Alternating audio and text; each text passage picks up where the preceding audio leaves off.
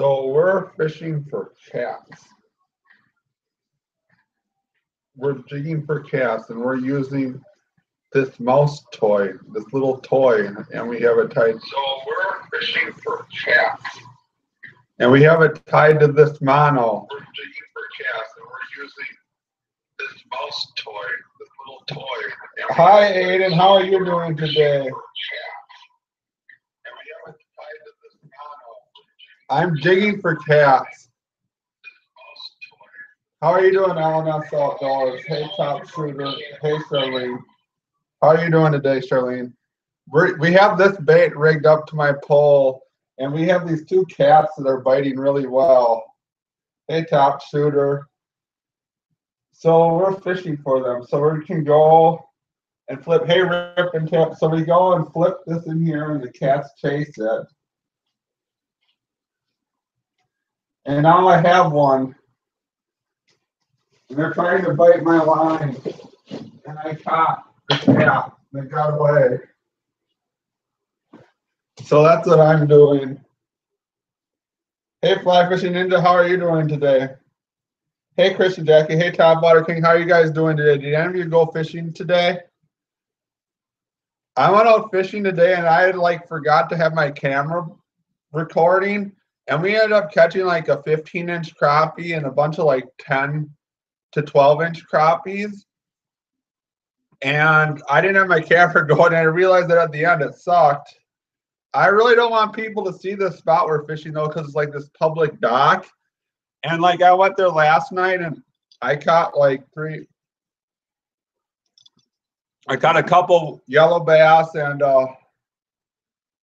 perch and a crappie there, and I missed 6 fish on bobbers. But then I went back there this morning and got crappie minnows. I just caught one. Look at this cat I caught. He's a nice one.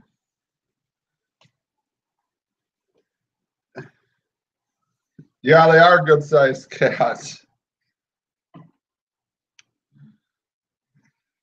Oh, thanks for stopping by. And so then I realized my camera wasn't recording when I was done. So then we went back out later again today, and I caught 2 crappies and a perch.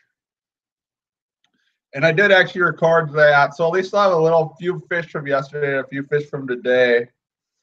I'll have to go out trout fishing again soon too. I've been having a lot of fun filming this trout fishing series because I haven't been to a lot of these streams, and I didn't know what some of them are like, and some of them are not very good and some are better than others. That one creek was really shallow, whereas some of the other creeks are pretty nice. We got one attacking.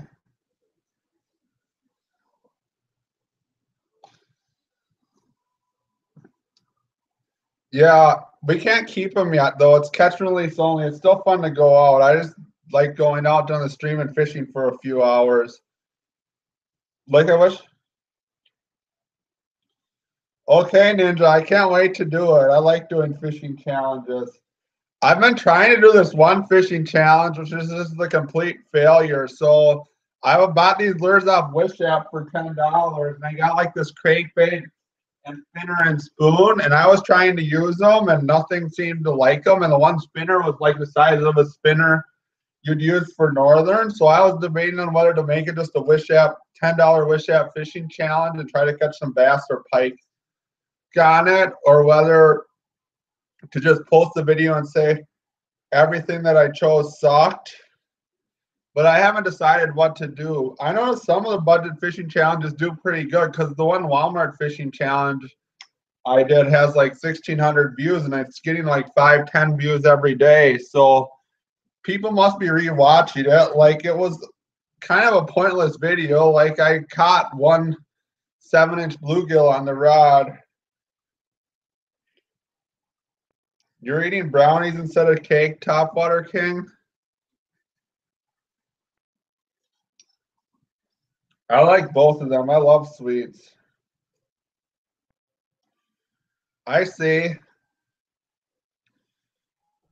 All I know is the trout in cold water do not seem to bite as well once it warms up a little bit, because Like, I know I've been able to consistently catch a few fish, but some of these creeks I could probably fish for 2 hours and catch like 10 or 20 fish in them. But I don't know whether it's just the water temp staying cold or what, but like I haven't like completely tore the trout apart on like I'd expect on some of these creeks. But I know it's been warming up real slow here. I was surprised we found some nice crappies yesterday and today. Hey, Flame Boy is awesome. How are you doing? What am I drinking? I'll show you. It's some really nasty stuff.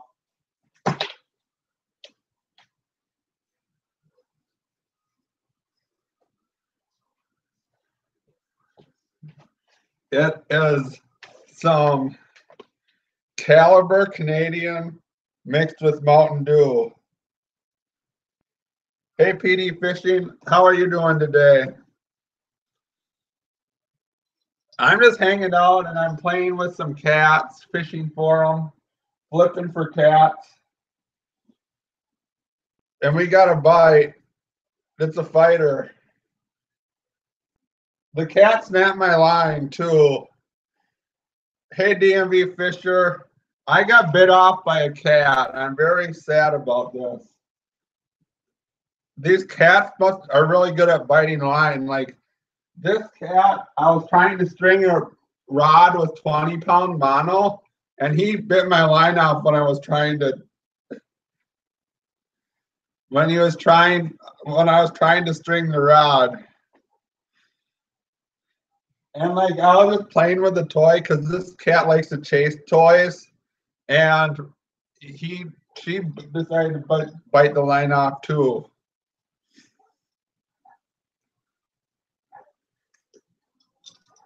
And now they want to play more. You think this is dirty? Hey, Elite Bastic, how are you doing today? I'm surprised I have 14 people here for a Saturday night. This is the first time I've done a live stream on a Saturday night.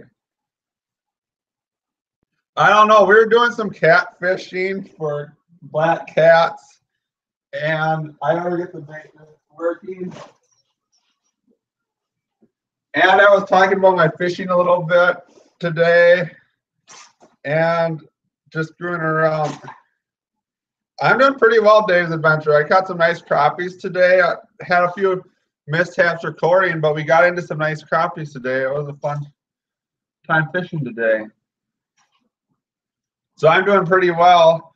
And I just went to Cabela's tonight, bought a few things there. I guess I could show you what I bought there. So that's how I'm doing. I guess I could go and get what I bought at Cabela's.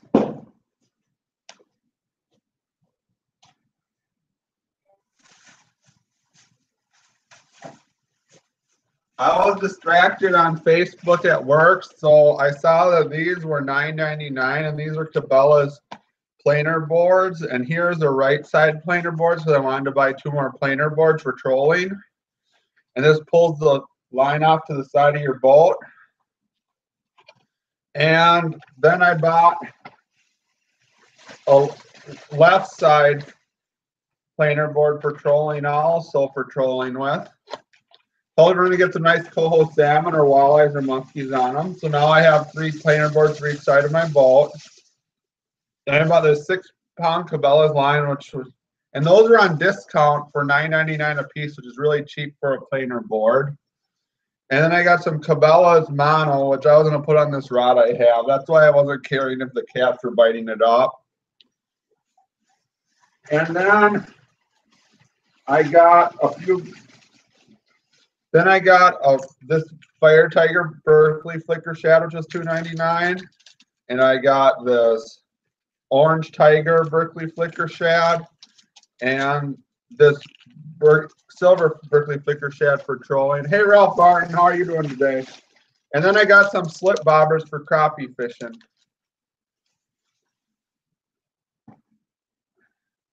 So that's what I bought today at Cabela's, although I didn't really need to buy anything, but I just went in there to buy the planer board, which I ordered, and then I ended up buying other things, which always happens when I go there.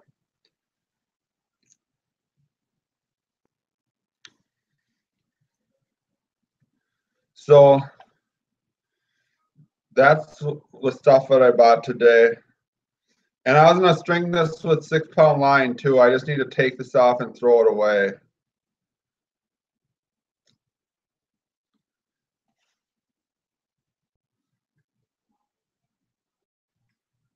We got a catfish coming. So that's what I'm up to.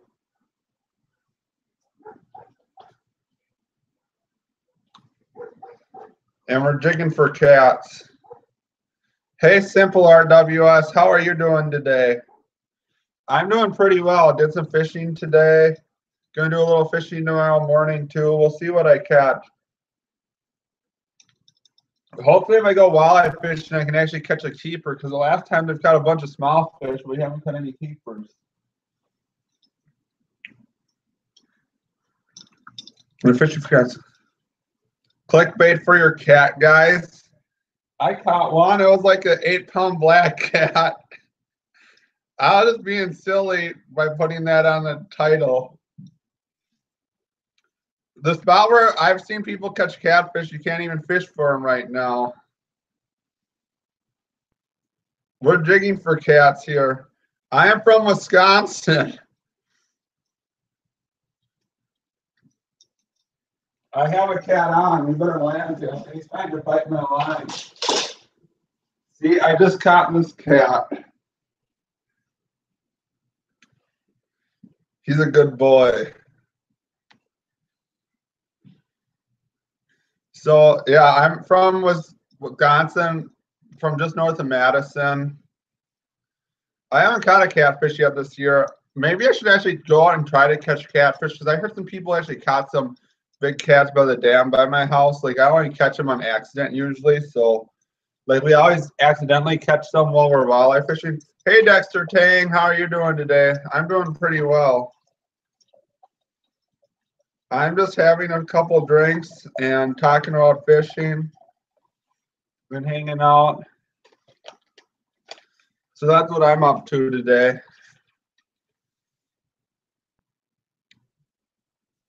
Your eyelets kept freezing?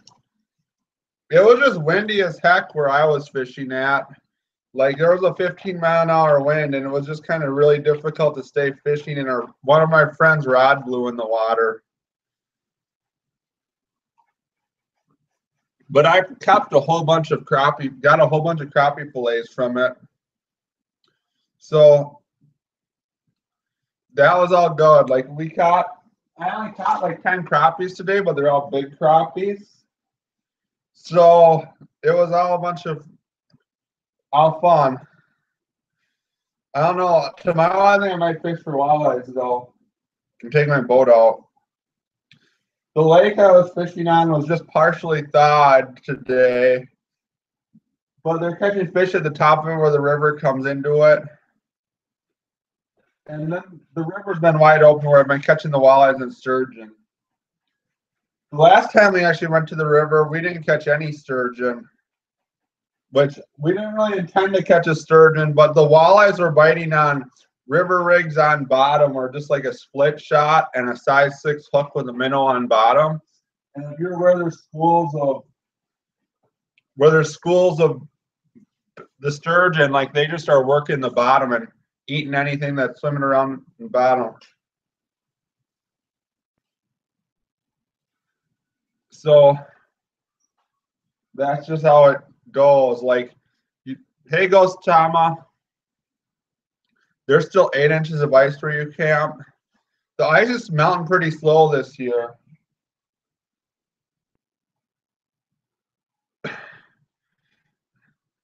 Yeah, so hopefully it'll be gone soon. But I know in northern Wisconsin, there's still 2 or 3 feet of snow too. Down here, there's still some ice on the lakes too. It wasn't safe. I just seen someone try to walk out on the ice last night, but I wouldn't have.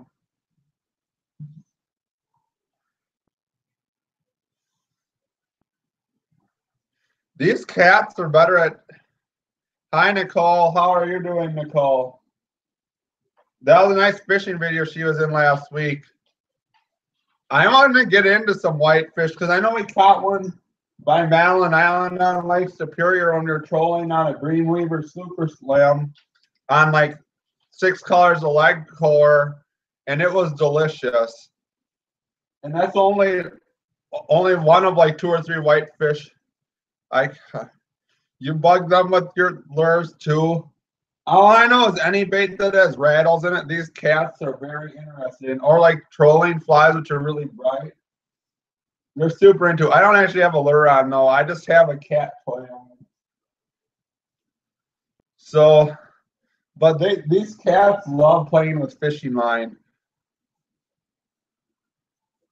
So they're just have fun. Like they like this one cat likes chasing things, and the easiest way to play with her is just to throw baits.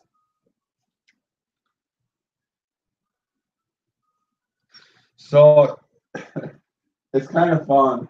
And I'm gonna take the line off this rod in a minute. So I don't really care if it gets all nicked up because these cats try biting the line off. And then they don't know why they can't get their toy.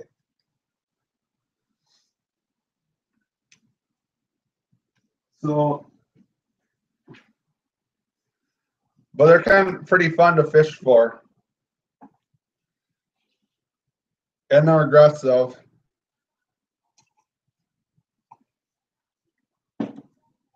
So, but yeah, I need to be careful with them or with actual lures, or just leaving my fishing rod sit around because they start playing with the line and they put nicks in the line, which is unfortunate. Hey, Mr. Hard Charger, how are you doing today? I'm doing pretty well, just hanging out on Saturday night. Decided to do a live stream. I just felt like doing live because I haven't went live in like a week and a half. And I like going live occasionally. And I'm playing with some cats.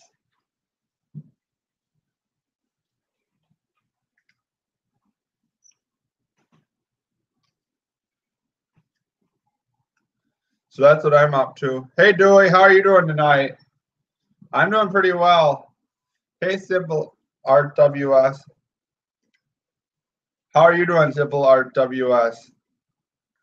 I'm just hanging out, playing with some cats with my fishing rod. They're probably going to cut my line pretty soon.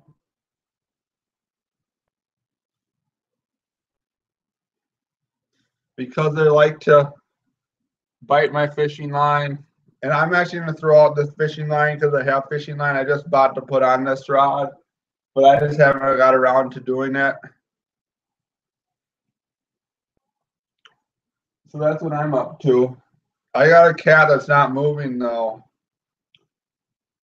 He's a fighter. Like I'm going to chase him down with the boat. Because he's not moving. See, I got a big cat.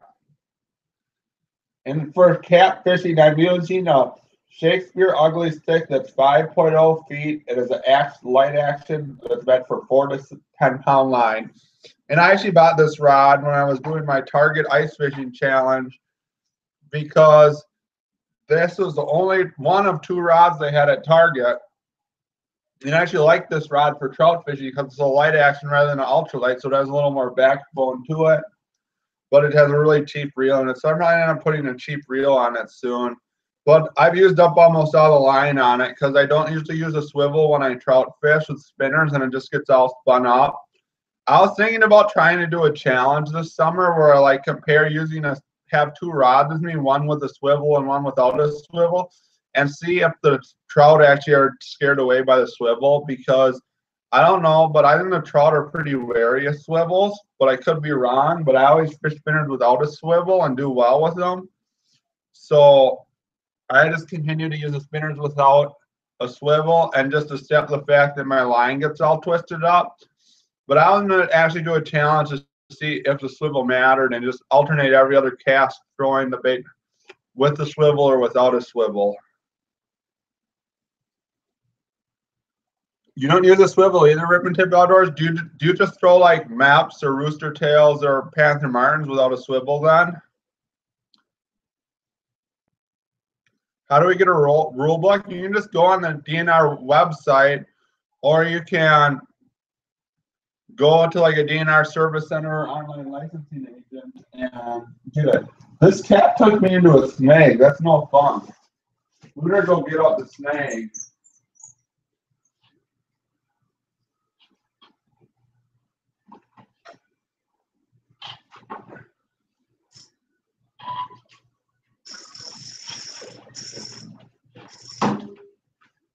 I had to snap my bait off in the snake. Here's the bait that the cats were liking. It's like this mouse caterpillar. Yeah, I don't know. I only use swivels when I fish for pike or muskies.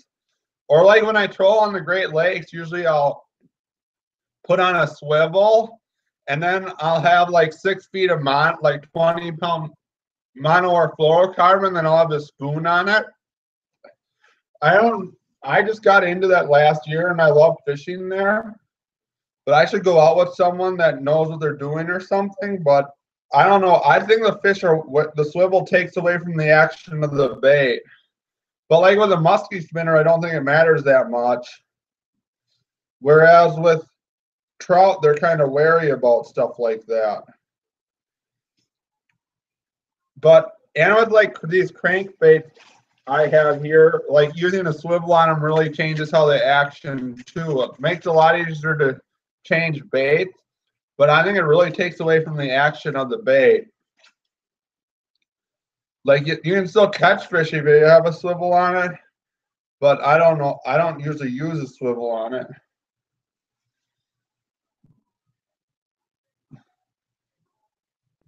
So that's just how I am. Yeah, the swivel has more drag too. You're right about that. But like the spinning is definitely hard on your line, but I think some fish are really in like clear water. Fish are really wary about anything that makes the bait look fake. So when you're fishing in clear water, you want to minimize how fake your bait looks, unless the fish are hitting at anything. Oh, thanks for stopping by, Charles Russell. I appreciate it. Whereas if you're in dirty water, the fish are less picky about how the bait looks. It's the same way if you're fishing like a really fastly fished bait or a really slowly fished bait. Like you're fishing a slowly fished bait, like fish are really wary about your line. But if you're fishing like a spinner reeled at like 3-4 miles an hour, the fish don't care whether you have braid or mono, I don't think. But it all depends on like the type of presentation you're doing and the fish species and water clarity. Because I've noticed like when I'm walleye fishing in the spring now, when the walleyes are super inactive, but they're really stacked up in an area, like 4 or 6 pound fluorocarbon will outfish any other line for the walleyes. Hey Ben, how are you doing today? Whereas if you're fishing in dirty water, the fish will care less, or if like they're more aggressive, I don't think the line seems to matter. You've had too many swivels break? Yeah, they definitely break. Especially the cheap ones, like the Eagle Claw swivels. Those things are sucked. I know I bought some Eagle Claw line the other day, and it is horrendous. Like, it has so much memory. I'm in a chair to sit in, because I'm just sitting with my girlfriend's in. But what am I drinking? I am drinking Mountain Dew mixed with Caliber Canadian. So I just noticed sometimes like the fish are really wary about lines and other times they're not. But like for my average fishing poles, like when I'm fishing for muskie, I have my own muskie poles. And obviously when I'm ice fishing, I have my own ice fishing rods. But like my regular fishing rods I use for like bass and walleye and trout and panfish, I just have like ultralight. Hey, fishing with Big D. You got a foot of snow? That sucks. We didn't have any snow today. I was out fishing today and we caught some crappies and a hey white trash mama. I'm in Wisconsin. You use 8 pounds and everything. Like I have 6 I was gonna run 6 pound on this ultralight and or light action, and I have 6 pound on my ultralight, and then I have 8 pound on my other walleye fishing rod, which is a medium action ugly stick. I'm really hard on things, so I buy rods that are inexpensive. And like a lot of these ugly sticks, the first part that wears out of them is their eyes. And so I'm fine with that. So they last for a while. Like they don't have the greatest feel in the world, but they work. And you don't have to have a $200 rod to catch fish. Thanks for stopping by, Mr. Harter. Like you can catch fish on a $20 rod. You just have to be in the right place at the right time. Like there definitely are certain baits that work better or worse than others. But like to just go out and catch a lot of the species of fish which I fish for, you don't need an expensive rod. So like to fish for the stream trout, all I use is like a rod like this and like a rooster tail or panther martin, and just cast upstream with it. Hey, the housemaid vlog it. You want that cat?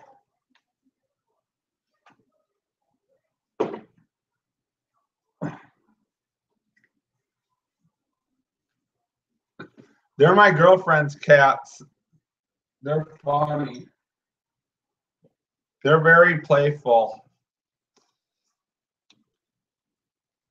They must be getting tired of playing with this though.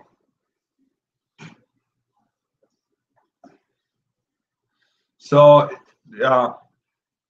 But like for trout, all I use is a spinner, and a lot of times I just go out fishing for whatever bites or walleyes or stuff. All I use is like a 1/4 or 1/8 ounce jig hooked through a minnow under the lip, or I'll fish with just like a split shot and hook on bottom or river rigs on bottom. And I have a couple catfish fishing poles that I sometimes use for river fishing too. Sometimes if I want to catch walleyes or smaller stuff on them, I'll just take slip the river sinker and just hook it up and have like a 3-way swivel or something. Then I'll tie like 8-pound mono to the 3-way swivel, and then when I get a snag, I just snap off the 8-pound mono, which I don't care because you can get 1,000 yards of 8-pound mono for like $10. So if you lose a foot of it, I don't really care, or 3 feet of it. So, and then that works good for catching like various rough fish in the Wisconsin River. And then I have like, I think 3 or 4 musky rods. I don't know exactly. Some of them probably don't work. I need to upgrade the reels on a couple of them. I think I have like a 7-foot musky rod that's just a like 1 to 3 ounce bait. Then I have a 6.3 jerk bait rod, and then I have like a 8'6" extra heavy rod, and then I have an 8-foot bucktail rod. And that's what I usually use for musky fishing. Hey, Yakin with Sarah, how are you doing today? And then I bought a bunch of various trolling rods, mostly downrigger rods, and then I have 2 walleye trolling rods and a Dipsy rod for Lake Michigan fishing. I've been trying to do a lot of types of fishing, so I've accumulated a lot of tackle, but I love fishing for a variety of things, as you can see with my channel. Like I originally just started up my channel because I like started to make musky baits and love musky fishing. And I realized through musky fishing, it's hard for me to get good content other than like a lot of days I just go out fishing for 3 hours and I'll have 2 follows. And it's like, that's a boring video to watch, me going out musky fishing and catching. Hey, Crappie Killer, how are you doing today? We caught some nice crappies today for Wisconsin. My friend caught like a 15-incher, and the biggest one I caught was a 14-incher. Like they're really nice crappies we got into today. And we had a lot of fun. We were just fishing with like a split shot and minnow and just like slowly pulling it in though, and on a bobber on bottom. I bought some more slip bobbers to use for them too. Like I think they're really inactive because the crappies, the water temp's only like 34 degrees here, and we were at the spot where they were coming into, and like I think they were just holding really tight to bottom because they would only hit baits fished really tight to bottom. We definitely got plenty of crappie to fry up.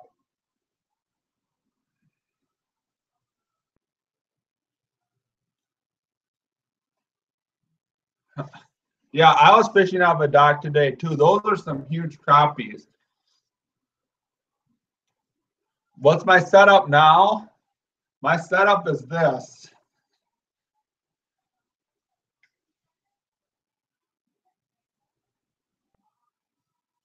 Yeah, those are nice ones. I think we kept about, I kept like 10 of them today. So, and I have some white bass and perch to fry up too. For the crappies, I think I was using like size 6 or 8 short shank hooks and a minnow hooked under the, thanks for stopping by, Dewey. And then a minnow hooked under the lips and just like a really small split shot and just draining it in on bottom. Or I was using just a bobber set down like 6 feet because they were not up high today. I think the water temp's pretty low in the, so the crappies aren't feeding up really high where I'm at, but it's early in the season. Like there's ice on the other side of the bay where we were fishing at. My phone's on better. I'm gonna grab something quick.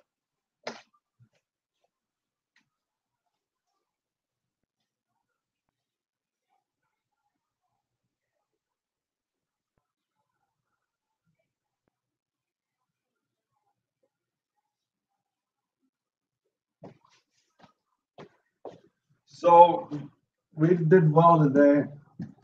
I'm back. I'm just reading the comments off my phone.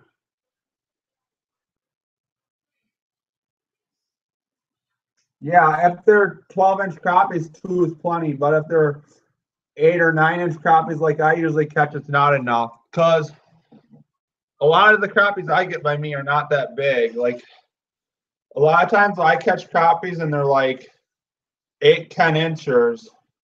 They're not like, thanks for stopping by, DMV Fisher. They're not like 12, 14 inchers. This one lake by me has lots of really big crappies in it, but they're really hard to pattern. Like sometimes you just happen to get on top of a school of them and then you catch a bunch of them. It's basically a lake that's really dirty and it has a bunch of stumps in it. And like I think in the summertime they're just like spread out across the middle of the lake and are suspended and sitting in the brush. So like when you walleye fish it in the summer, you'll pick up a few crappies when you're trolling for walleyes or drifting for walleyes. And like in the springtime, they'll come into shallower areas where people can get into them. But that lake produces a lot of big crappies, but a lot of the lakes by me have a lot of small crappies. So like some of the lakes I've been ice fishing on, like a big crappie, there's like a 9-incher. Like you'll catch 20 crappies or 30 crappies and you won't get one bigger than 10 inches long. But like this lake we were fishing on today has huge crappies in it.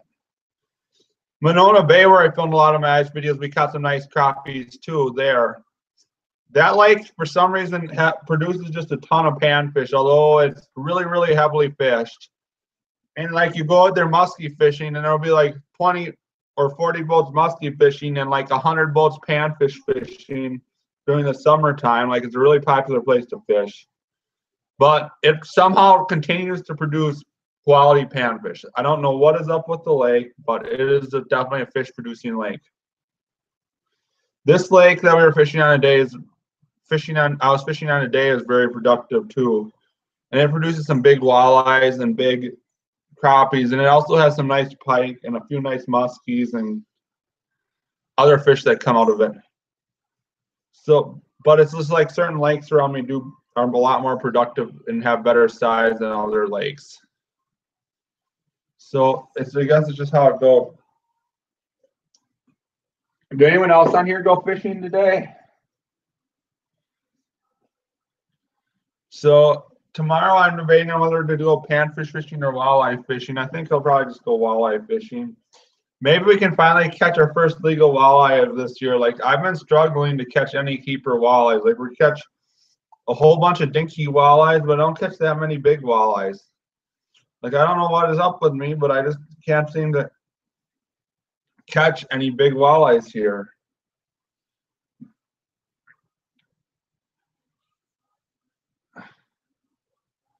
But I guess that's just how it goes. But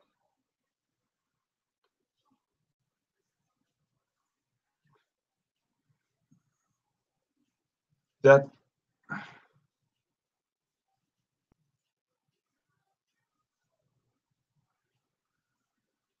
my biggest walleye I've got is 29. I have a 42-inch northern mounted, and I have a 21-inch brook trout mounted. I am having a 23-inch bass mounted. You haven't fished for 2 months, Dexter? You try catfishing in 22 degrees waters. All I know is I have not been able to consistently catch catfish in cold water.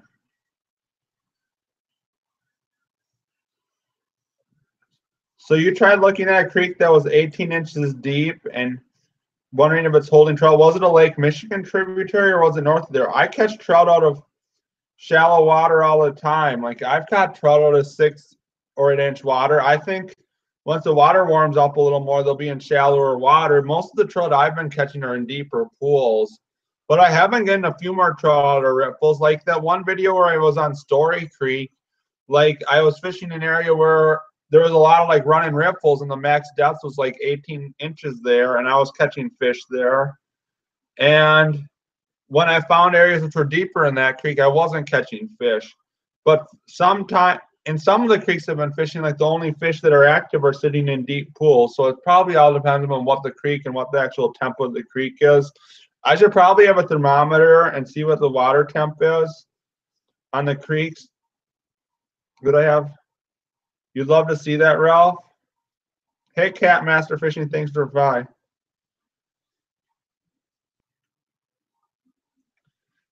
The brook and brown trout in Wisconsin have already spawned. The brook and brown trout spawn in the fall. Like they're all spawned out. I guess if you're fishing for steelhead, they're starting to spawn. Like in the rivers in Wisconsin, the rainbows are probably spawning right now or in a couple weeks. This was by Fond du Lac. Yeah, there could be fish in it. I guess it just all depends upon the right depth. It's catch and release only now, but yeah, the rainbows spawn in the spring. For some reason, there's not much rainbow reproduction in the creek stream. Like the only ones I catch are stocked ones. Yeah, you could catch trout out of that, Dave. You just gotta try. Some of the creeks I've been fishing lately have been really tough to catch fish for my standards. But I don't know. I guess some of the creeks I fish are really easy to catch fish from. And like I constantly just fish with the same bait because I'm so confident in the bait I have. I don't know if that's a good thing or a bad thing. But I just use a few different things. 39 Northern Mike.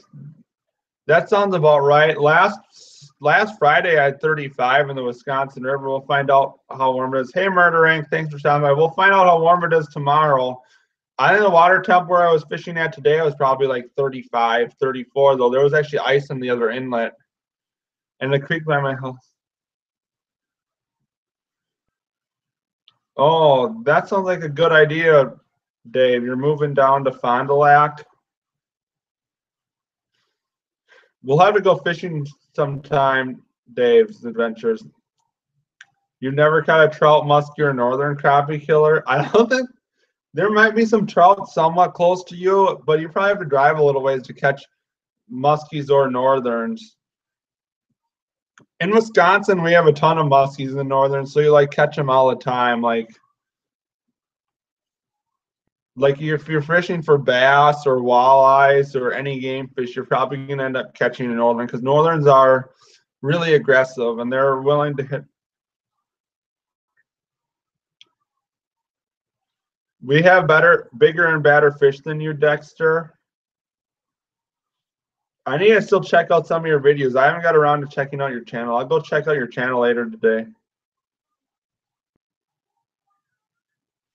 So it depends upon what your job opportunities that's happening, Dave.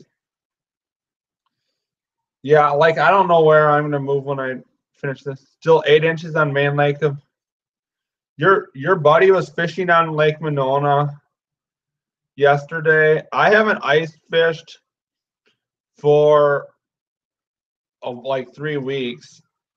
I've just been walleye fishing and creek fishing. But I know people have still been out fishing on Monona Bay. I seen someone walk out by in Oki Bay on Lake Wisconsin too.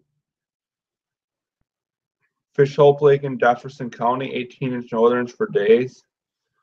I'll have to think about that. Like, I'd rather just catch 30-inch northerns though rather than 18-inch northerns. Like, sometimes when I'm ice fishing or just trying to screw around, I enjoy catching 18-inch northerns, but after a while I get sick of them. And you're probably going to eventually get hooks in your hand or something. Because, like, every time I've gotten a hook in my hand, it's been due to a northern.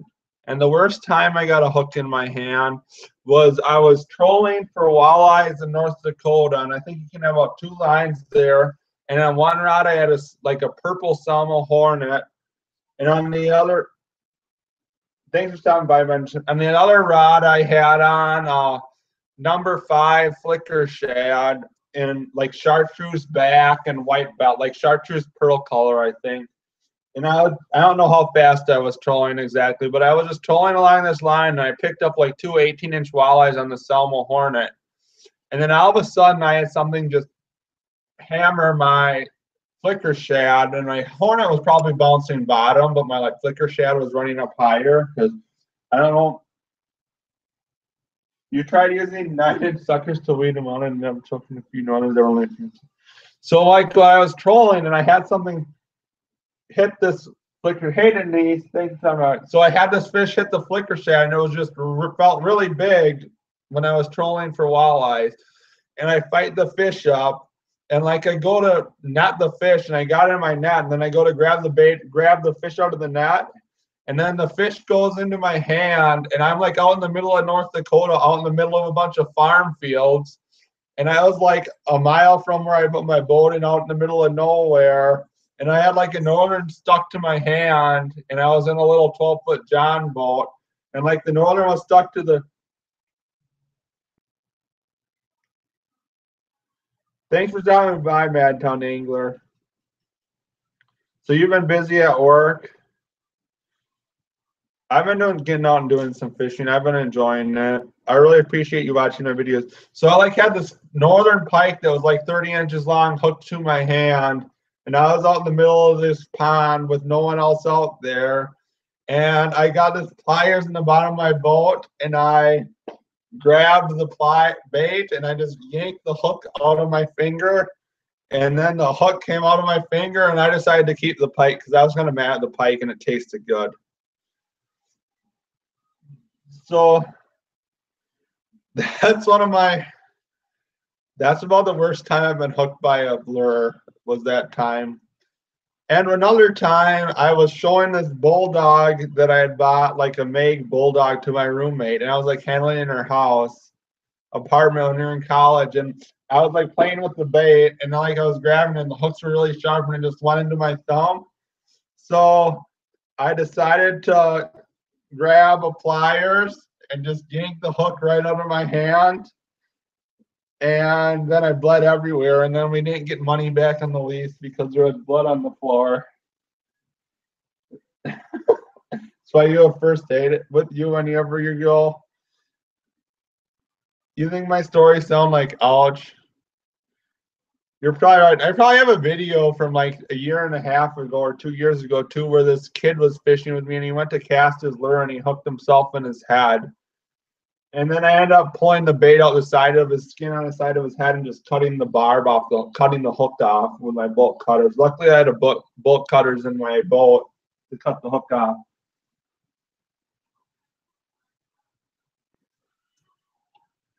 But the pliers method does work, but if you're out in the middle of nowhere, I don't know how else you're going to get a hook out of you quickly. Have any of you other people in this chat been hooked before? Because it's pretty unfortunate, but I think if you fish enough, it eventually happens. That even sounds worse, Dexter. I should just make a video of me just telling these stupid stories because that would be entertaining to watch. Just because it's funny to talk about. Only your clothes so far? That's good.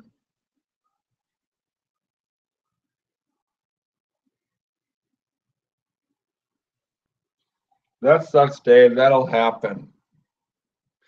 I don't even think I have a first aid kit in my boat. I probably need to buy one of those. I should really have one.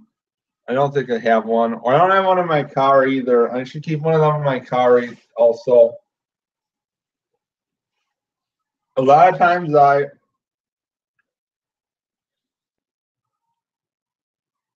you ripped your head off a few times fly fishing.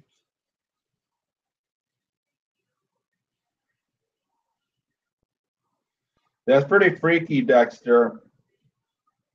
You ripped your hat off fly fishing. I don't know. I hook myself fly fishing sometimes too. I'm not very good at fly fishing. I hear Fly Fishing Ninja though is challenging me to some trout fishing challenge once this trout stream's actually heat up. Like I really want to catch a trout on my fly rod bad because I haven't caught a trout on my fly rod in ages. And I bought a fly rod last year and I think I've caught like 5 fish on it. I've caught like 2 bluegills, two largemouth bass, and a green sunfish.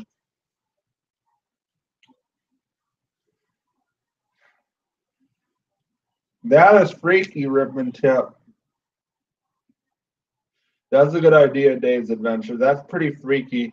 I seen someone who a video of someone who sliced open their hand pretty bad when ice fishing too.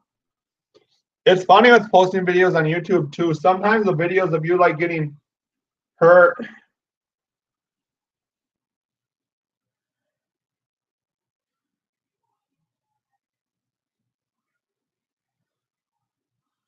That's nice. That's nice, Sarah. We're just talking about nasty things now. I don't know how we got on this topic, but this is kind of fun. But yeah, getting your hand sliced open by an ice auger blade would really suck. I hope that never happens to me. I only think I've had to get stitches 2 times actually. Like one time I was from being attacked by a cock, and the other time was when I got kneed in the head during wrestling in high school. Like there, when I was younger, I like stepped on a nail, and I was going over to my uncle's house, and he had this really mean rooster, and I was crawling through his yard, and then a chicken decided to attack me. Yeah, I definitely would.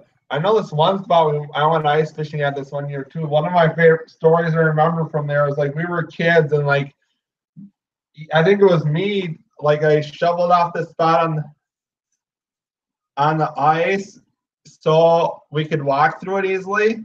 And then me and my brother had this genius ideas of doing like a slip and slide on the ice.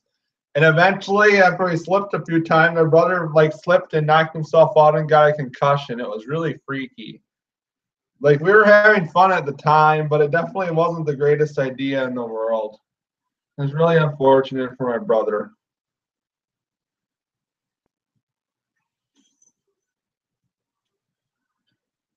Yeah, like I don't know why these things are fun to talk about, but everyone has some misfortunes that happen. I just started talking about them, so I'm just having a fun time talking about them, and they're good stories.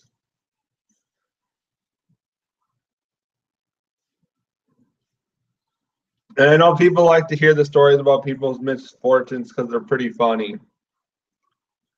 But at the time, they're not funny, and they're not funny to the person, but they make a good story to tell to people. And they always seem to be what I remember.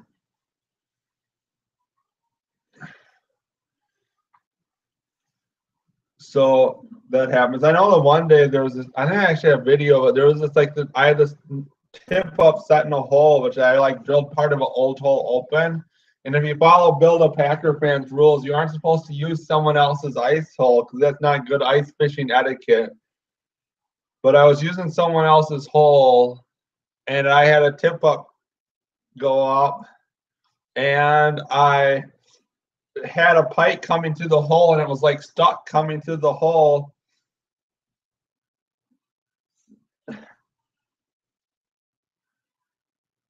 You had someone, you were wrestling around with a friend, and you put your hand through a deer horn that was sitting on the floor of your room. Oh boy, that sounds like a freaky story. That's pretty crazy.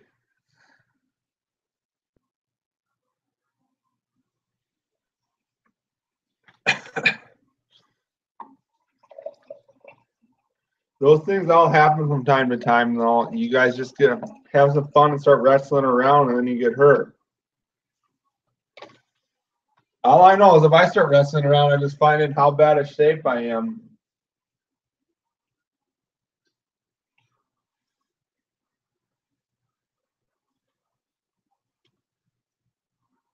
How long were you hurt for? You couldn't have been able to fish for a while. You put a deer horn through your hand either.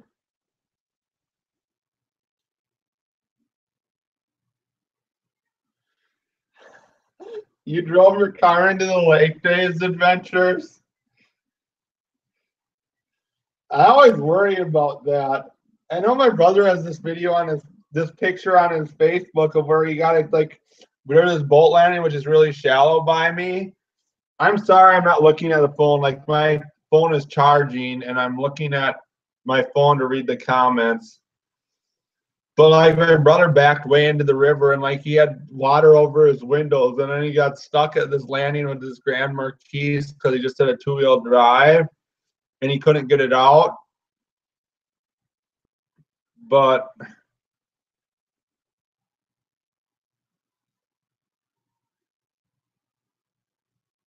that's what I figured, Ripman Tip. That would even make sense if it went through there.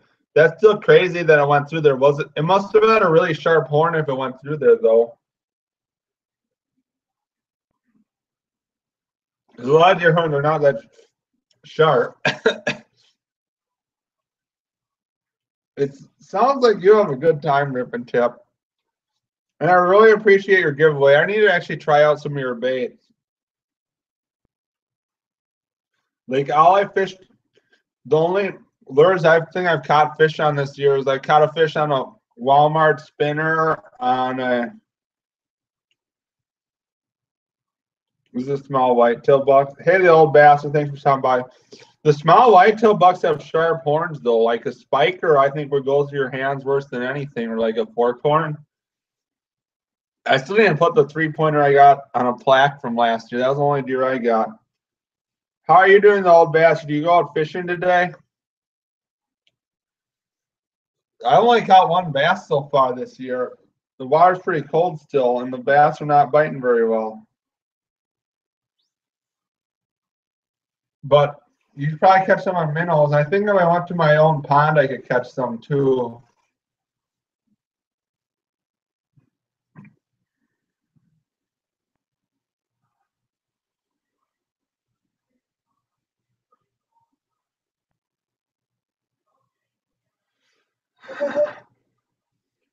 Congrats, old bastard. You caught a PB catfish. I can't wait to watch your video. That's awesome. I know that's the thing with living in small towns, Days Adventures. Anytime there's any misfortune, everybody's all up in your face and curious about it. Like, I know I live in Lodi, which is like 12,000 people, but or 3,200 people, but it's still like every time the sirens go off, you're like, what the hell is happening? Looks like you're always just curious about anything that is happening. Oh, I'll watch the old bastard. I might have a video to post tomorrow or Monday. I don't know when I'm going to post my videos next. I might do a little bit of a delayed post on these videos because we don't really want people fishing this dock because there's crappies that'll like come in there for a few days and like they're really nice crappies. And like if people know they're catching fish there, there'll be like 10 people there. And it's just like some restaurant's dock. And like they don't care if people are fishing there. But I think if 30 people are trying to fish there, they will care and like they'll start posting it. I guess if they posted it, I wouldn't care because I just take a kayak or canoe there. So I guess I wouldn't care about that either. But it's just like the doc for this restaurant, and I don't know what they're like about people fishing there. You made it into the newspaper. Congrats. Making it into the newspaper is fun. I once made it in the newspaper last year for someone who interviewed me while fishing. Otherwise, I haven't been in the newspaper. Yeah, the old bastard. I definitely agree with you there. Like, I don't know, some of the spots I fish, I could care less if people go there. And some of them aren't very obvious. Like, if you put in time, you will figure out how to catch the fish on a lot of spots. This spot is actually really inconsistent. Like, there'll be a couple weeks of the year where it's good, and then the fish will move out of there. But if any word gets out of people catching like 10 to 15-inch crappies around me, like everyone will be there because they want to catch them to eat. Because there's not that many big crappies. So it's like if people are catching big pan fishing area, there'll just be like tons of people that fish it around me. And it won't even, like, it'll be just crazy there. So that's what happens. Thanks for stopping by, Dexter. Good luck fishing tomorrow. Yeah, I know, old bastard. Like, I don't catch that many big crappies. Like, today I caught, I think, my PB white crappie, and I caught one of some of the biggest crappies I've caught in a long time. Like, I caught a 14-inch black crappie, like probably a 12.5-inch white crappie. And I actually forgot to have my video recording when I did it. And then I went back out again, and I did have my video recording, and I only caught like 2 black crappies and a yellow perch. It was a big yellow perch, but still, we were trying to fish for cats earlier too.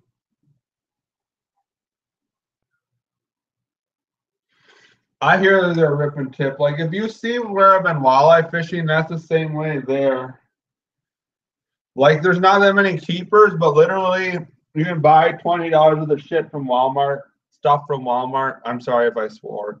And just go out there with a dozen minnows and drop a minnow over the side of your boat. And you can catch walleyes. Like, it doesn't take rocket science to catch them, and there's just tons of them there. But it's like only for a certain time of the year. Like, actually, the dam by my house is good from November through the start of May, but on Sam Rayburn, never.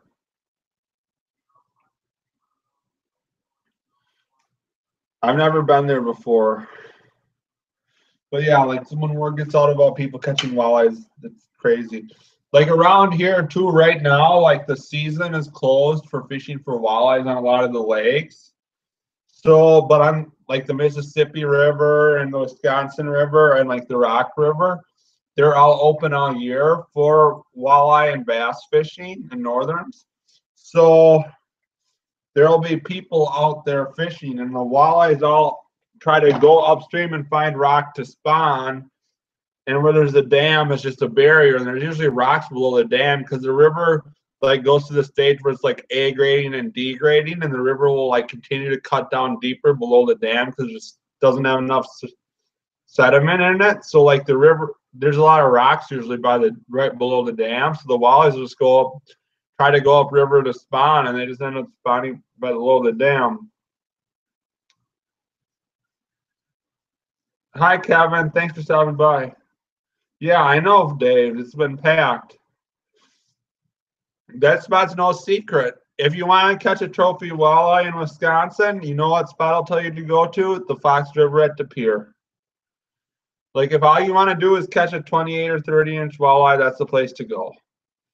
Like, if you're a good angler and you fish like the Wisconsin River, you might catch one 26 to 30-inch walleye a year or 3 of them. Whereas if you're any angler and just fish hard at the Fox River at De Pere, you'll probably catch like a 28, 29-incher. Like, that is the trophy place to go. And you catch tons of other 20-plus inch walleyes. It's crazy how many big walleyes are there, but It's great water, and you can't even keep them there. So basically, you just go there to catch big walleyes. Why is what? It's just the Fox River flows into Green Bay, which is a really large, productive water, and it just has a lot of big walleyes in it. And they all come up into the Fox River to spawn. And the rivers are barriers in the river, and the walleyes like to have water flowing over rocks. Yep, all the snake whitefish. But yeah, those spawn up there too. I've actually never fish blowed up here. I want to go there once, but I just had to drive up there. I've ran out of pops, so my drink is pretty strong. But I should go up to the pier. I've seen tons of videos of people fishing up there. They'll post it to YouTube already. Yeah, I agree with you, Rip and Tip. Whitefish are great to put in the smoker. I still need to watch your mule deer jerky video. That sounds really good. I also need some homemade white-tailed deer sausage we made today that I smoked. I didn't make a video on it, but I made that. I made some really good smoked brown trout the other day too from Lake Michigan. Like they're kind of oily, but they're great smoked. Like a lot of the people in Lake Michigan just want to like eat cohos, which are like a mild leaner salmon. But like for smoking, the brown trout and lake trout are really good too. So like I should go down while the white brown trout are still biting and catch a bunch of them to smoke because they're delicious smoked. Like you just keep like a 20-incher and smoke it, and it's delicious. You just put some brown sugar and other seasoning with it. Yeah, the venison sausage was really good. And we made some kielbasa too that we smoked.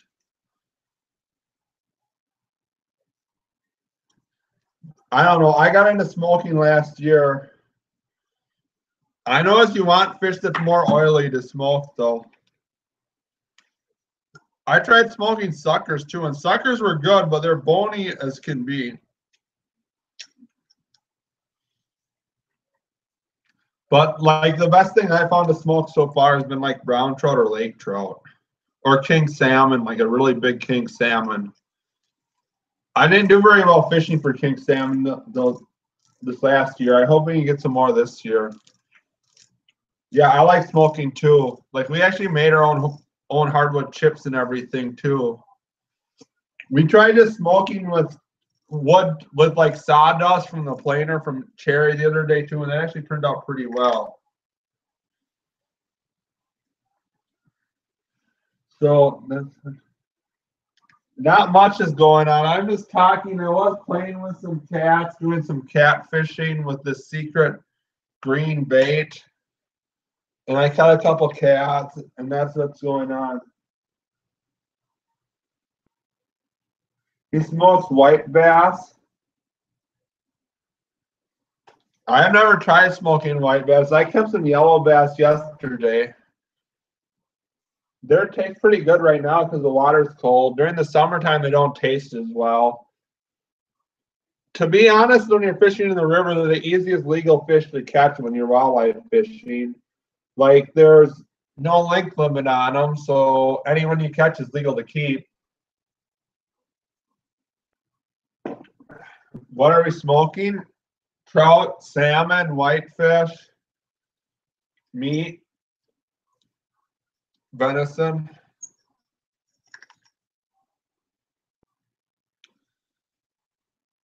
That's what I usually smoke. And kielbasa. We had some Polish kielbasa recipe we tried making. Actually, from my garden, we grew just a ton of cabbage last year, and we made a bunch of sauerkraut from it. So we made a bunch of kielbasa from it. So he mixed it with the sauerkraut, and then it tastes really good. I just lost some parts to my reel taking them apart. Try smoking catfish. I don't know. I think I smoked catfish a few years ago. I could maybe try to make some. I think if we kept like a I think if we kept like a 10-pound channel that's oily as can be, it would be good smoked. I guess you'd have to try and have the best recipe, right recipe, but I think it would be fine. I think some of the catfish I was catching from the Red River in North Dakota were really oily, and they probably would have been good smoked. I haven't caught them. I haven't done a lot of intentional catfish fishing around here, though. I usually fish for other stuff. Like, I've caught some catfish in videos, but usually I'm fishing for like walleyes or sturgeon or something when I catch them.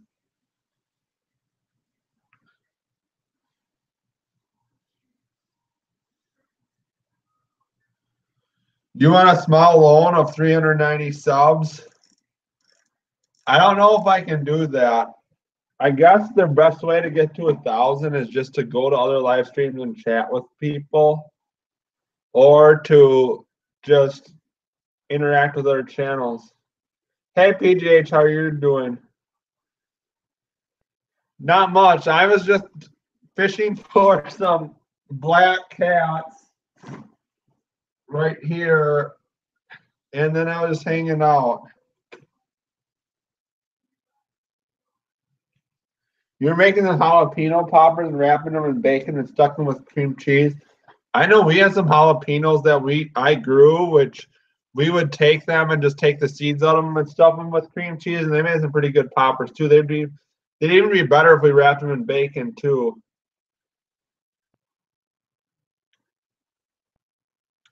But they were delicious. So the only downside is if you didn't like spicy food, they were pretty hot. But yeah, I could go for some of them now talking about them. Those were really good. Some cream cheese and hot peppers.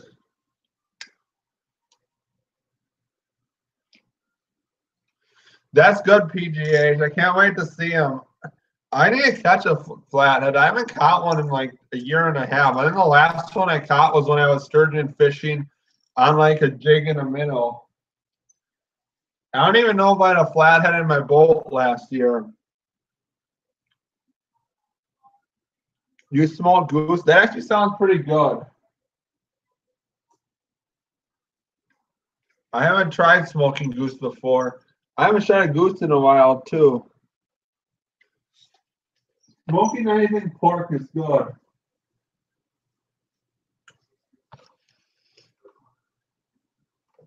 We have a cat coming in here. I know the best way I found to cook ducks is you just skin them and take the breast meat off them and remove every bit of fat from their breast, and then wrap the breast in bacon and like broil it, or smoking it would be good too. That's what I know is the best way to cook ducks. So like last year when we shot a bunch of wood ducks, that's how I cooked them. And I also took like a slice of onion and hot pepper and I just wrapped it in with the bacon, and it was so good. You got a Daiwa Millionaire Classic UTD 300. All I know is I've been watching some of your guys' catfish fishing videos, and you guys seem to like the Abu Garcia. Some of the catfish fishermen seem to like the Abu Garcia C3s, like 6500s. And I've used them for muskie fishing, and I've just had horrible luck with them. Like, they don't last at all for me. Like, I know I'm hard on things, and they're really hard to throw, like, huge bucktails with them. But it may just be what I do with them. Maybe they're just better for just like casting fishing than throwing these huge goddamn bucktails for hours and half-pound baits.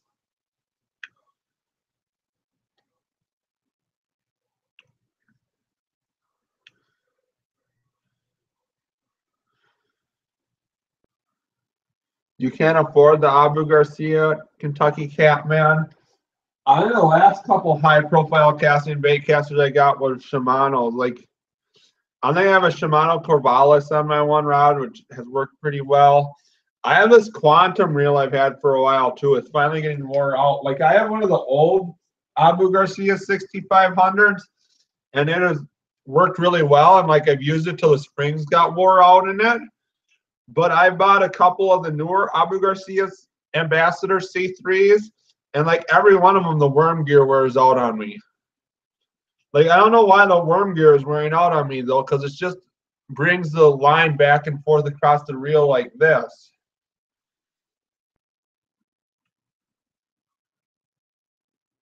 Yeah, that's not a bad price. 85 Calcuttas. Yeah, I wish I was wealthy enough to get a Calcutta. Those are good reels. I have one of that on one of my rods too. But those are like $300-400 reels.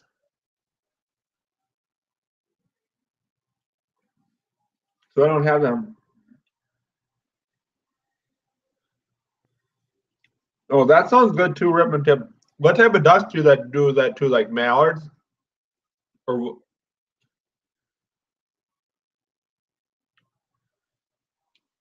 I'll have to check out your channel, Rodriguez. Both my devices are, I'm using one to read my comments and I'm using another one just to chat with. I've been talking for quite a while. I think this might be my record for a live stream. I've been here for like an hour and a half. All types. Last year, I only shot one species of duck, which was a wood duck. But like I know when I was in North Dakota, I shot some other species of duck, like teal and blue-winged teal, green-winged teal, mallard. And so yeah, you do get everything in Montana.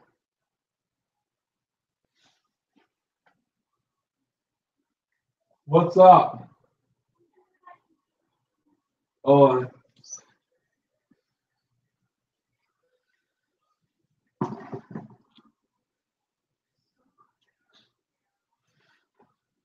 I'll go look at you when I'm done, Rodriguez. Ducks are so goddamn hard to hit. Yeah, definitely they are. Like I've included when I go teal hunting, I just go to watch them fly through the marsh. It's like if I go through a box of shell to get 2 or 3 ducks, it's fine, and I have fun shooting at them, and I appreciate watching them fly through the marsh. But like sometimes when the blue-winged teal are in, like those things are just so goddamn hard to hit flying, or I just suck at shooting. But like those things fly to the marsh at like 50 miles an hour and zigzag back and forth. They actually taste really good, but they're tiny and they're just hard to hit.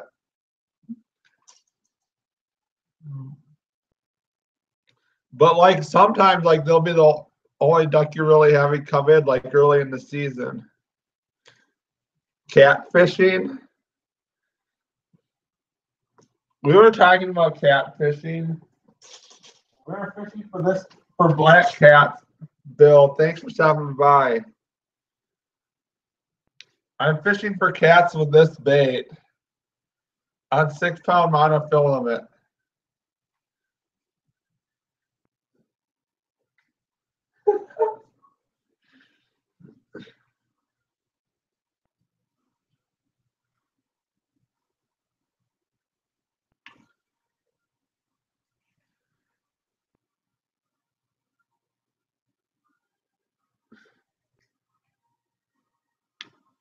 I know the catfish. Some people, I've realized there's quite a few YouTube anglers who love the catfish.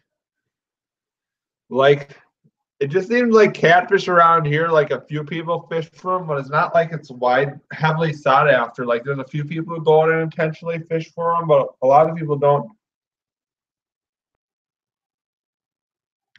actually go after them. I'm doing pretty well today. I went out fishing. I caught like 10 crappies today and 2 and a perch. And I'm fishing for cats right now, and I got one coming in. There's a nice cat right here. He's eating this little foam thing. You want to hook up with the Musty, Kentucky? You better go to Cave Run. You have 3 girls, Ripman Tip. I don't have any kids yet. I don't know when I want to have kids. We'll find. So I'll figure that out sometime. I'm not in any hurry to have kids. So, hi, D-Dog Brian.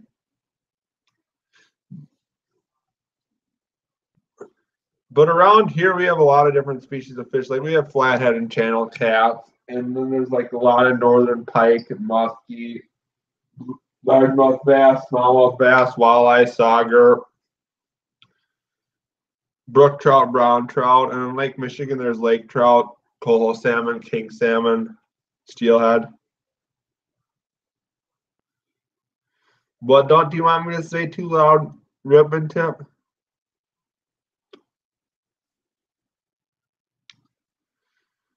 We don't have any blue cats in Wisconsin. I want to catch one. Like I watched that video of Dewey Cash catching that huge 63 pounder. That was a good video. Like their river must have some big cats. Yeah, I know you have them down there. LOL, the big bass. Don't say to not have kids. I'm just joking around. My girlfriend's in the background. She can probably hear me. Knowing her, she's probably secretly listening to this live stream. I don't care what she thinks. I'm not in any hurry to have kids. I want to finish my PhD and figure out where I'm at before that happens. But whatever happens, happens.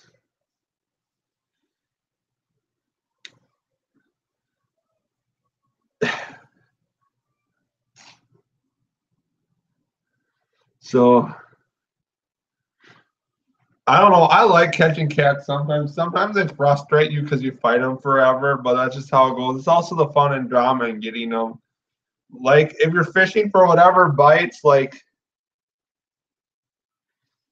if you're fishing for whatever bites, like I'm perfectly fine with catching a cat. Like I've had times where we need to pull up our anchors and chase down a cat in the river because like when the catfish is in the current, it just shakes its head back and forth and you can't move it upstream. Oh, that's a nice flathead Kentucky catman, but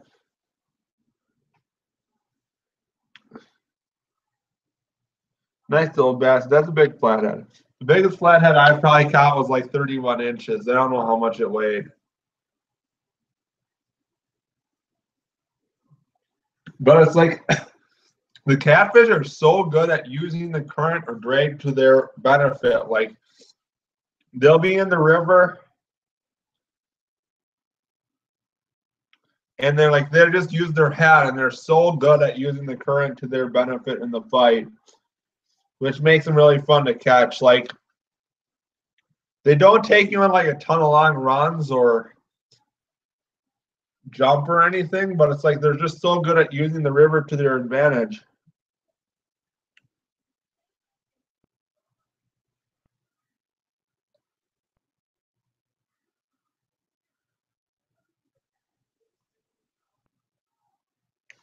You have white catfish in your rivers, PGH? That's pretty cool. I never caught a white catfish before. I just got channels, flatheads, brown, black, and yellow bullheads. We have plenty of all them around here, though. And lots of yellow bullheads and black bullheads and channel cats. I know the weirdest time I caught a bullhead is like I was jigging for crappies through the ice, and like we were fishing with a jigging spoon, and like I worked the jigging spoon up to the surface, and there was this fish that was following my flasher up to the surface, and it just hammered my bait right below the ice, and it like chased it for 8 feet up off the bottom, and I pulled it to the hole, and it was like a 12-inch yellow bullhead, and I was just like laughing because it's like, why would a yellow bullhead be chasing an ice fishing jig up off bottom?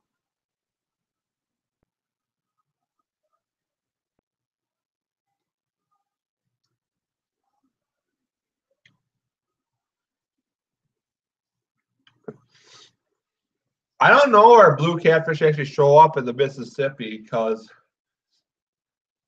when I was younger, I think we thought we caught blue catfish that they were probably channel catfish. And I know blue catfish like show them in southern Illinois and in the Ohio.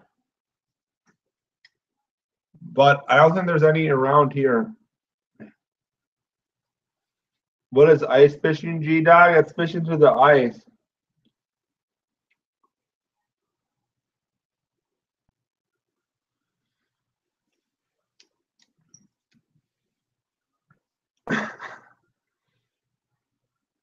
So yeah, like in Wisconsin, we have ice like 3-4 months of the year.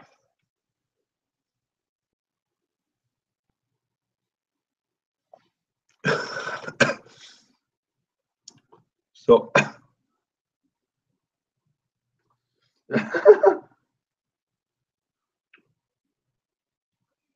you got a bullhead on a 3.5-inch craw. That's pretty crazy. I think I've caught bullheads on crankbaits before. I don't know. Anyone that just lives life with kids or anything, like, you miss a lot of things when things change or are gone. Like, you don't think about it at the time, but like things just keep moving on, and you think about things in the past and you miss them. That's just how life goes. So, hey, Uncle Jim, what am I drinking? I was drinking Caliber Canadian mixed with Mountain Dew, but I'm out of both of them, so I don't have anything more to drink.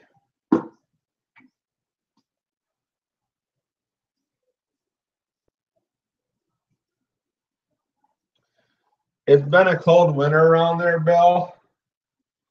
All I know is I'm really glad all the precipitation has went south of me now. Like, if you look at my videos, like, the creeks around here are gin clear and the water level is really low by me right now, which I'm perfectly fine with. But it's like some of the people who have watched their videos in like Virginia and Kentucky and like Indiana and Illinois, like, they're getting a ton of snow and precip there. So that's just how it goes, I guess. It just like the precip just keeps going south of where I'm at, but it keeps hitting here. Like, they've went to the point of doing a burn ban here because it's been so dry and windy. But like down there, down south of here, like all the precip is went here. Like, we're supposed to get rain on Monday night and Tuesday.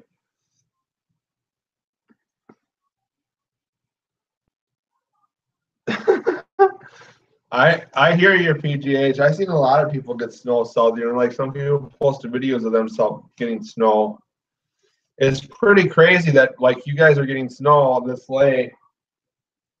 I know some of the worst snowstorms I remember though are in March, or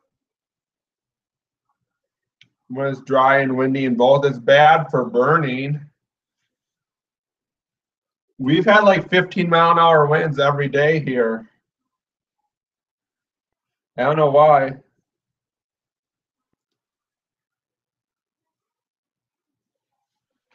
They shut down hunting land due to fire danger. Why would they shut down the land? Why wouldn't they just prevent burning? I guess if they're that worried about it burning up, they wouldn't want anyone in there. Hey, Simone the Lion. You can start hunting antelope in August with your bow. I want to go out antelope hunting again. I only went out antelope hunting once, and we kind of had a crazy adventure because, like, these people I was with were being, my sister and her boyfriend at the time were being kind of lazy, and they didn't want to go out and actually hunt for antelope. So like they just wanted to road hunt and drive around the roadside and like jump out of the car and shoot the antelope out in fields off the road. But this area we were hunting, like everybody was road hunting, so all the antelope were scared away from the road. So it's like I just wanted to go and walk along this hillside, which was like protected from the wind. And I figured if you walk far enough in, you'd see antelope like a couple miles into this public land. So I get like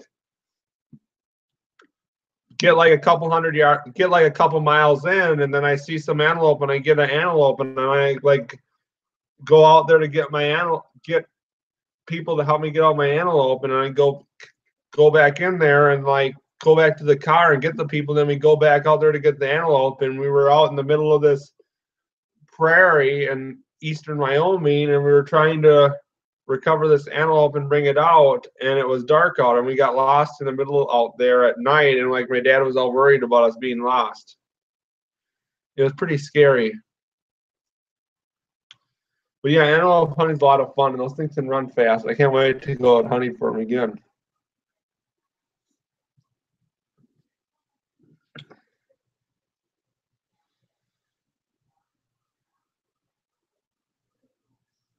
Hey, Simon, the cow line. Simon. Isn't American Idol done with, Simon?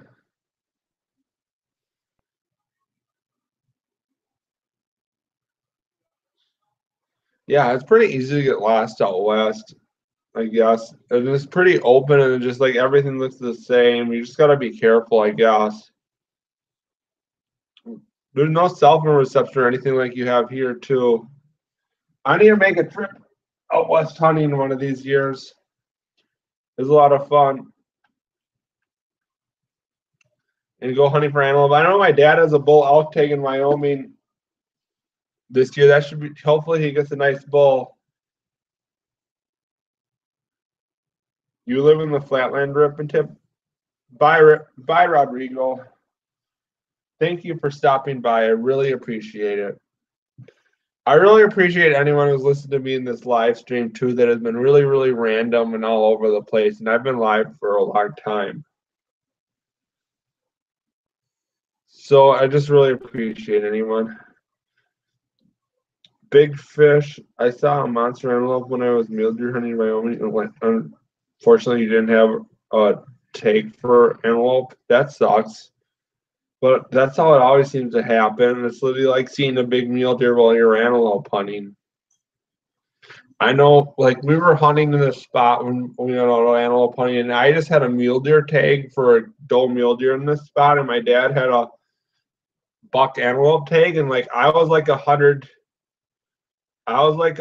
yards from this antelope, which was a good sized antelope buck, and my dad had a tag for a buck, and like he ended up shooting this like 6-inch long horn buck like 2 hours later. And I was like, I had this buck antelope that probably had like 12 or 14-inch tine standing like 100 yards away from me that I could have shot. You're drinking whiskey and Mountain Dew? That's what I was drinking. I ran out of that though. I have the one empty bottle here and one empty bottle here. This live stream is it's been pretty goofy. We're just talking about really random stories, which is all good. But like then he ended up shooting one, and it ended up being a really small antelope, but he filled his buck tag on this really small antelope when it's like I saw this antelope that was a really nice one. But I guess that's just how it goes.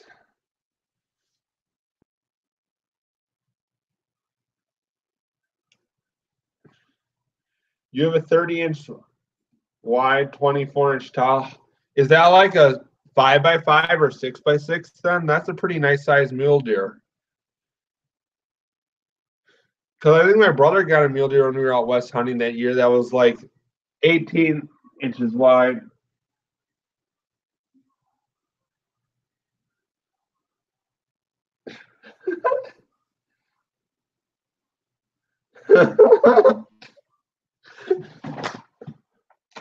Oh, old bastard. 5x4.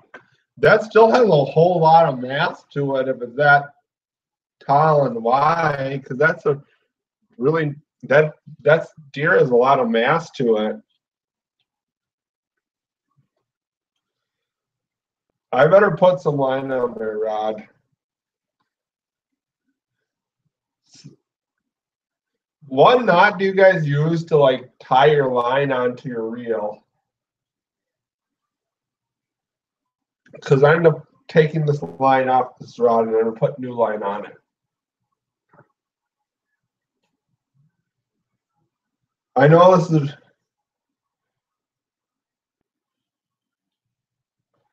I just have Cabela 6 pound. I'm gonna put on this rod. This is just a little tiny rod.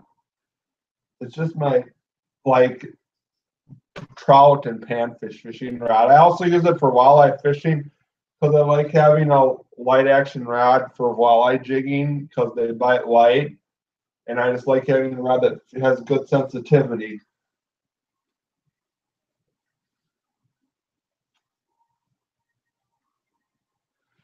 Use the knot that's on the back of pack of hooks. It's the best. I just use like an improved clinch knot to put the line on the rod. I don't know if it's the best knot. Like,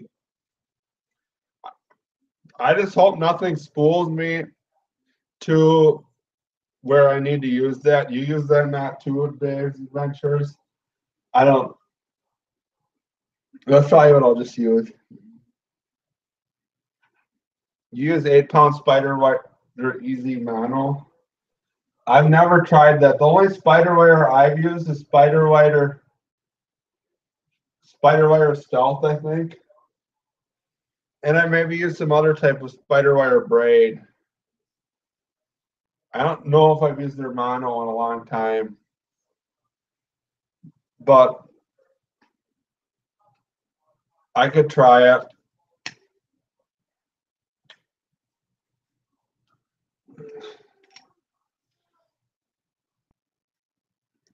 But right now, I just have this line I bought, which is around here somewhere to use right here.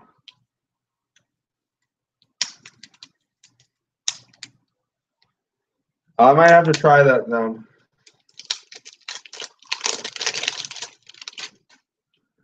I just have Cabela's line today.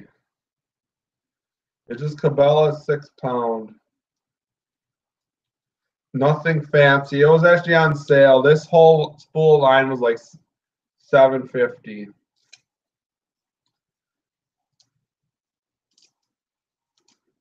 Which is pretty cheap for me. Oh yeah, I personally think fluorocarbon has way more memory than mono, from my experience.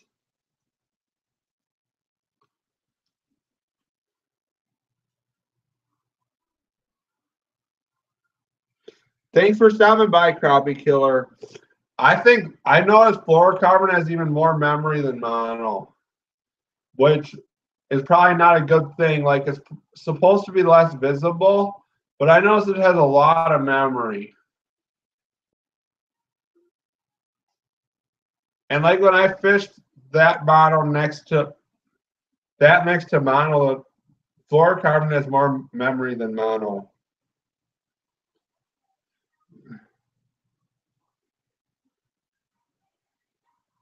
You go on Rip and Tip. Thanks for watching. I'm going to put this line on this rod and then go. You can't stand fluorocarbon Rip and Tip. I don't know. I've used it on some rods. They say it is less visible. I would say it has more snag. It's more snaggy and it's more memory than mono, though. I know I bought some Eagle Pound 20 pound mono the other day, and I would not recommend buying it because its memory is ridiculous. Like, it has so much memory and it just like constantly coils up. Like this Cabela's mono that I got, definitely, I have some 8 pound of this too, and it definitely has less memory than the Eagle Claw line. And the Berkley Big Game I bought mono, which I think I have in 12 pound, and I bought some 20 and 25 pound, has a lot less memory too. You guys don't like fluoro? They say it has less visibility, but I think it's just best to use as a leader.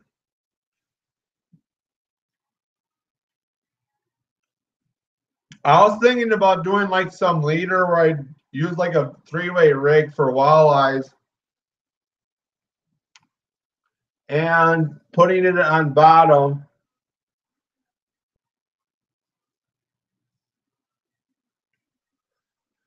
Putting it on bottom and see if like the fluoro versus mono actually helps. But I think using just mono is fine because it's cheap. Like this mono, you can get 1,000 yards of it for like $8 or $10. So it's like if you burn through a bunch of it's not a big deal. Whereas with the floral, like 300 yards of it is like $15. So for your money, you're really not gaining anything from it.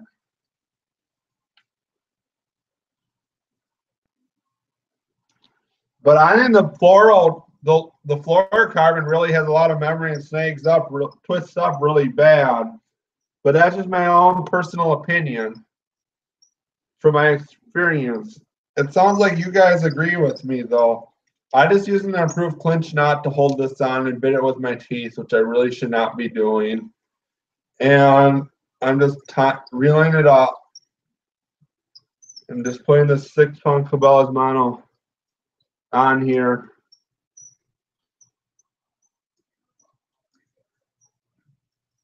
But yeah, I don't know. I just had issues with the fluorocarbon twisting up really bad.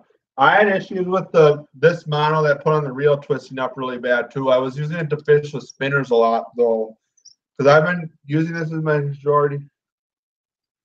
You use Strength Super Braid 80 pound.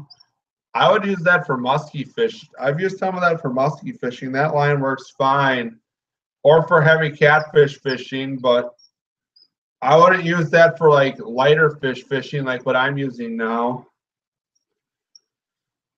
Like for like walleye fishing or panfish fishing, you usually use like 6 or 8 pound line. For walleye trolling, you usually use like 12-pound line. For Great Lakes trolling, like on your downrigger rod, you use like 20-pound mono, and on your dipsy rods, you use like 50-pound braid. And for bass, you use various weights of braid. Thanks for stopping by, the old basser. You can use 80-pound to pull your truck out of the ditch. That is like the standard weight musky fishermen use, rip and tip. It's way more than you need, in my opinion.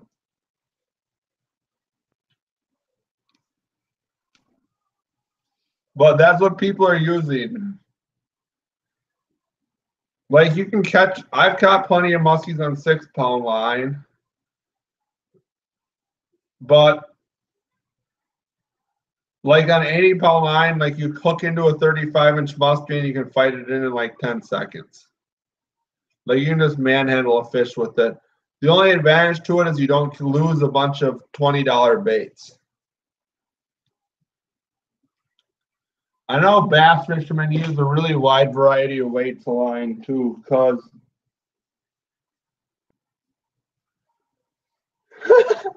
paddlefish. I know I've caught some paddlefish on 6-pound line. I've caught paddlefish on 80-pound line. I know in the summertime, like I felt really bad for some paddlefish I caught because in Wisconsin we're not supposed to net them, and I snagged into them on musky baits, and I've ended up netting them to get my bait back, and like on an 80-pound line, I can just manhandle the things in. So yeah, having the drag set right is what matters, and using back reel to like control how the fish fights. Because like sometimes the fish are just, sometimes if you have your drag set too light or too loose, you just lose the fish or you get snapped off. So you just got to have your rod set up right for whatever hits. You just don't. So it's like you got to have the drag set so the sun goes out. If you're using 6-pound line, or if you're using 80-pound line, you don't have to have the drag set loose at all. You have to put in a tag and snag them. All the ones you catch here are snagged too. The spot where my walleye videos have been filmed has a whole bunch of paddlefish.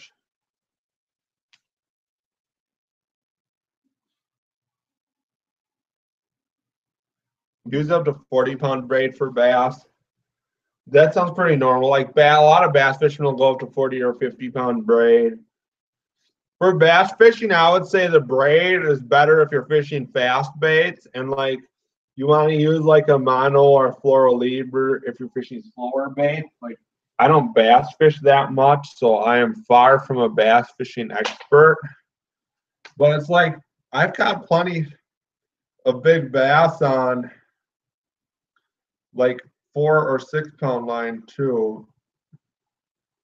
So it's just you have to be able to, you just, as long as you're good at fighting them, it'll all work out. So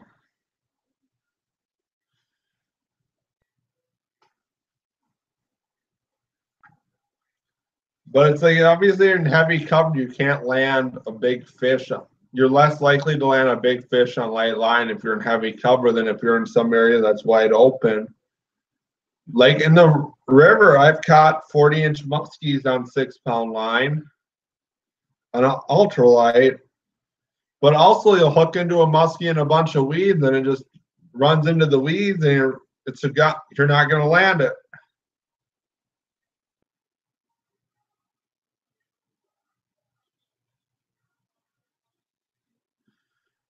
There's not much bass fishing around your Rip and Tip. I know in parts of the western U.S., they'd like look at bass and northerns as an invasive species because they're just aggressive and eat anything. You want me to head over to like Genoa? I hear they've been catching perch there.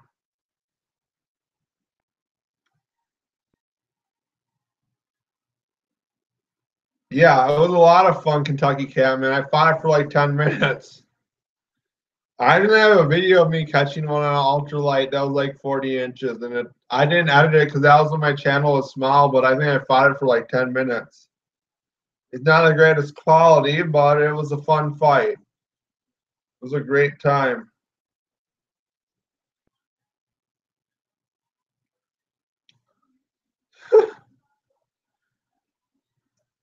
I hear your Rip and Tip. Like, I know they don't like.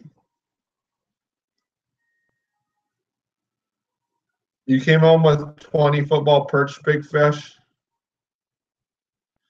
That's nice. Today I got one nice perch on Lake Wisconsin. It was probably like 11-inch, and I had some perch caviar that was fresh from its egg sac.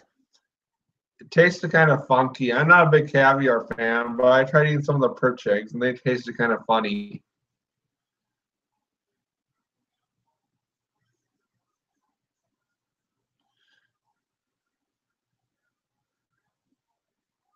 You get looked down on me because you don't fly fish, Rip and Tip. I don't fly fish that much either. Like, I don't care if people fly fish or regular fish. The walleyes are biting up here. There's not many keepers, though. You probably get more keepers out of the Mississippi than here.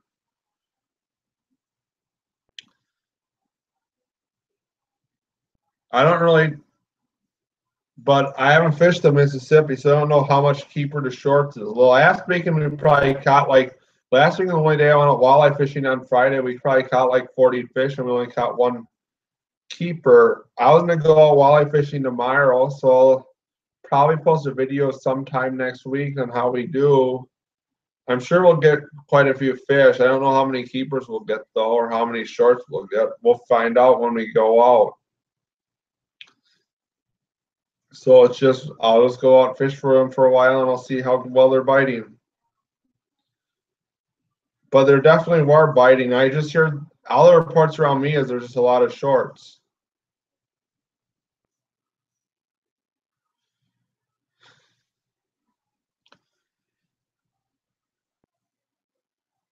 Like, I've just included with fishing, Rip and Tip. Well, I don't care. All I care is if people enjoy what they're doing. And I think with some of the trout fishing,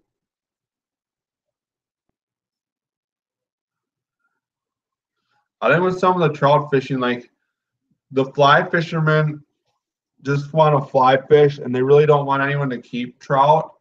But really, trout are the best and one of the better fish for you to eat. And I know in some of the creeks in Wisconsin, like we have creeks where there's good reproduction, but they're small. And like they'll shock the creek and there's like 1,000 trout per mile, but they're all like 6 to 10-inch browns. So they're just like overpopulated and there'll be no forage fish in there. So the best thing to do is just to keep a bunch of the trout. But like a lot of people who trout fish don't even keep them. So it's like some of these creeks around here are just overpopulated with small fish. Like some of the creeks will have 15 to 20-inch trout in, but there's a lot of the creeks have like no big trout in them. And the brown trout aren't native here. And I don't know what type of trout are native to where you fish in Montana, Rip and Tip, but like the rainbow trout and brown trout here are all stocked. But like the streams here are more desirable to the brown trout than the brook trout. So a lot of the creeks will be like there'll be like these little tiny creeks, like some of the ones I've been fishing in my videos, and then they'll flow into a bigger creek. So like when the water temp is warm, all the trout will swim up into the little creeks, like the browns, and then they'll eat the little brooks. And then when the water temp's cold, like the fish will just be distributed all throughout the larger streams that they flow into. And like the browns go down and eat all the chubs and other stuff that lives in the higher order streams. And then when the water temp isn't desirable for them, they'll just swim into the cooler springy streams, and that's where they'll live at. So like, we have tons of trout streams. Like I think we have like 80 or 90,000 miles of trout streams in Wisconsin. But like a lot of the streams, like I don't know why, but I can't break the jinx of catching like a 20-inch or bigger trout around here. Well, I think I've been live for a really long time, and I think I'm gonna go. So everybody, thank you for stopping in my live stream, and have a nice night. And thanks for stopping in. I'm gonna end my live stream now. Thanks for watching.